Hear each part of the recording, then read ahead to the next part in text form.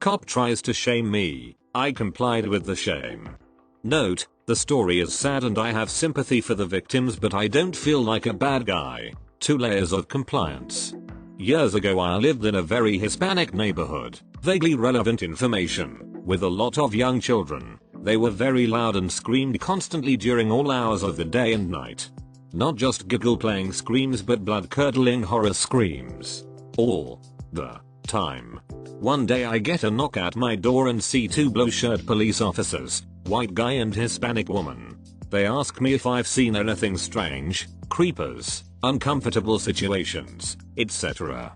Things have been pretty normal and say as much. They proceed to tell me that a little girl is missing and if I had heard a scream or struggle.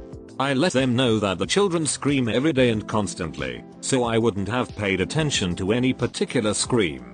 That's when the Hispanic officer lost it. She got in my face about racist white males ignoring the plight of Hispanics, not caring about the neighborhood and community, and for not calling the police when I heard a child scream. So I agreed to dial 911 at every child scream from that point on.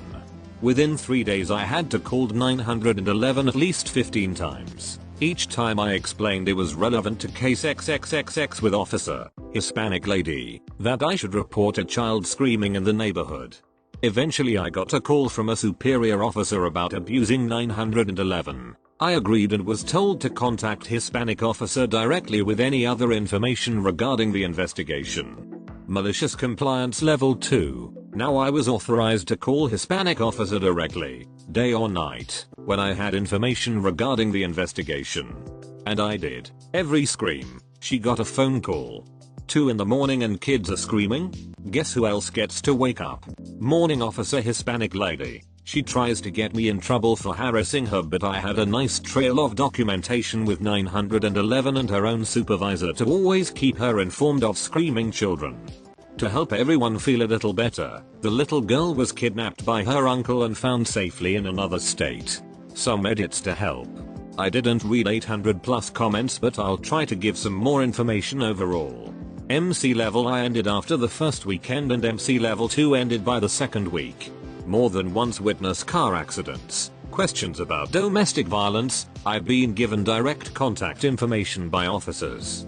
Though in this case I was given the business contact by the other officer. The white male partner during the initial encounter did nothing.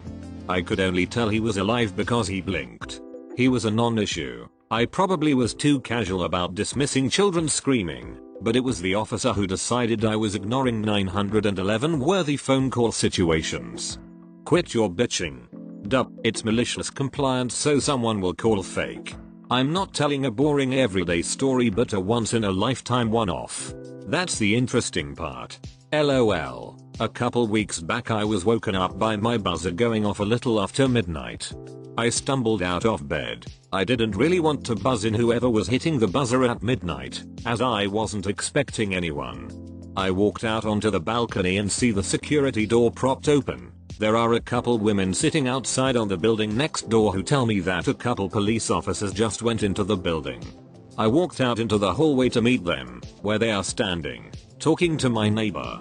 They tell us that they got a call because someone heard a woman scream and then a pounding sound and they wanted to check it out. Neither my neighbor nor I have any women in our places, so we're confused.